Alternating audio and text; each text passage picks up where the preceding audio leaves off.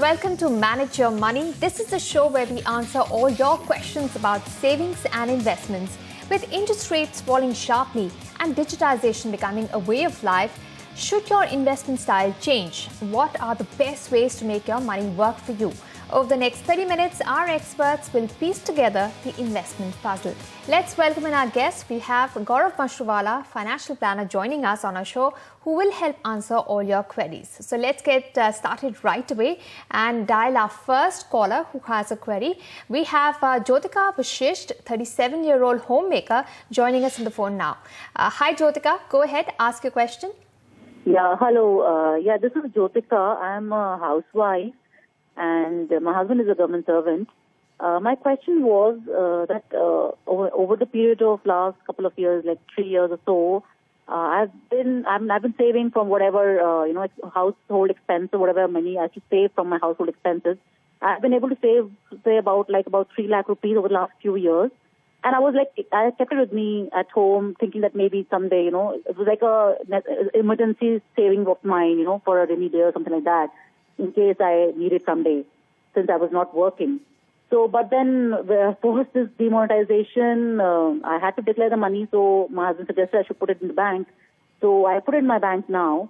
And though it's in the bank, but then somehow I feel now that if I have to declare the money and if it's in the bank, I feel I'm not getting there's not much of interest or anything gained out of keeping money in the savings account. So, I wanted to know, is there any better investment opportunity for me? As in, I'm not interested in taking any kind of risk. I want the money available to me at any point of time that I need. I don't want any risk, much of a risk, but still a little better interest rate if possible. All right, Jyotika, let's ask our guest what his advice would be. Gaurav, you've heard the query. What would you advise her? Jyotika, just a question. This money was cash and that you deposited. So till that time, you are not earning any interest. Why were you holding out in form of cash? I was thinking maybe I would buy some kind of gold whenever gold price comes down. That's what I was thinking of. if I don't need it in emergency, that is. Okay, brilliant. So I guess what we will ensure is that your wish of buying gold is still fulfilled. And you don't have to worry about now depositing money in bank account and savings 3 lakhs a year from the household expenses is a good job that you have done. So kudos for that. Government of India keeps coming out with gold bonds. Those advertisements or the announcements keep appearing in newspaper every time they are there.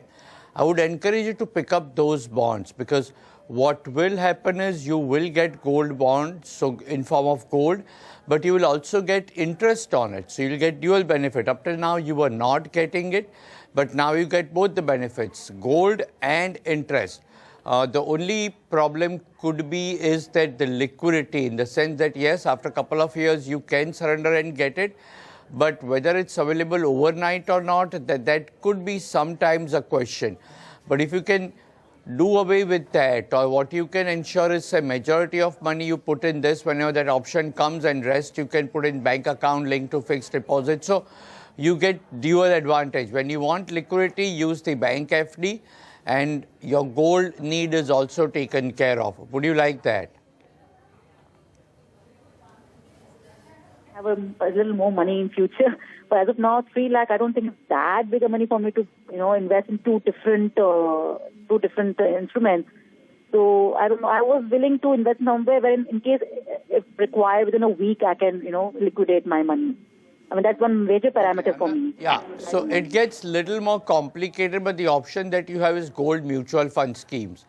Which is also perfectly fine. You'll get liquidity within, say, maximum. Typically, they say 1 or 2 working days, but give about 3-4 working days. Just park your money in gold mutual fund schemes, which various mutual funds have, and then they in turn invest in gold. It's fully backed by gold. So the price of it moves on the way gold prices move. So you have a liquidity and you also have the benefit of putting in gold. And I guess that would take care of both your needs. It's just that you don't get returns on that. Since you wanted returns, I recommended gold bonds. But if you're okay with just this thing, then this is the second option that you have. Right. So, Gaurav, you've given good suggestions to Jyotika. I wanted to discuss the gold bond with you. Now, people think of the interest rate as 2.75% and they get very put off. They say this is even less than the savings rate. Is there a risk that, the value of gold may go down and the fund value will actually depreciate and not appreciate? That can happen, Anisha, because end of the day, it's linked to prices of gold. But to that extent, that can also happen with physical gold. Only thing that happens is mentally we treat both separately. So physical gold, we don't keep looking at prices. We are not going to look at it for maybe years, decades, sometimes even generations. And many times we either give it away as a wedding gift or make jewelry out of it. So we don't realize the market value. And hence we don't realize that there could be ups and downs and there could be loss. While here it's transparent, we can see that.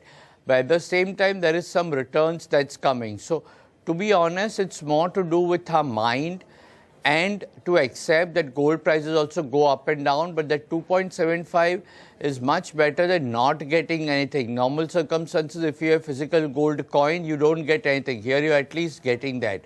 And this is offered by Government of India. So there is complete safety. So there is safety. There is obviously liquidity. Only thing is sometimes it may take a little longer. And there is gold available and you get interest. So there are a lot of benefits that comes in.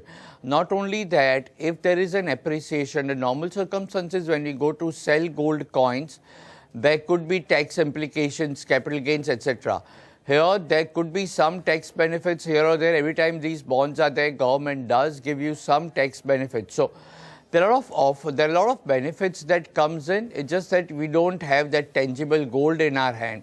Right. That's a call and that's an emotion. I understand women's psyche. So, but if you can overcome that, this would work out to a better option. Right. Gaurav, how does one buy the gold bonds? You're a mutual fund. If you have a demat account, you can buy it by the click of a mouse button. How do you buy the gold bonds? So gold bonds, government keeps making announcement whenever they are there. So they announce trends, so and so, and there are certain number of days within which one can purchase. Now there are two ways to look at it or to purchase. One way is if you have a demat account. So I don't know her case whether she has a demat account or not, but I will encourage her to have one. Then bonds directly get credited into your demat account and at the time of maturity, automatically money comes in. Alternatively, there is an also option of getting it physically, but most people these days go for demat, and I would encourage her or all other housewives to open a demat account and get into mainstream. So you can either do demat or this thing. There are a lot of agencies or institutions that offer. So banks offer, there is Stock Holding Corporation, there are a lot of other agents who do this. Government announces that, and once that is announced, just pick it up. And the advertisements are for half-page advertisement, quarter-page advertisements coming in leading newspaper across languages. So just keep a tap on newspaper and you will come to know. Right.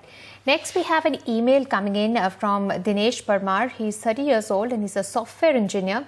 Now, his question is that he says his salary is 26,000 rupees a month and he requires 3 lakh rupees after 6 months for his marriage expenses.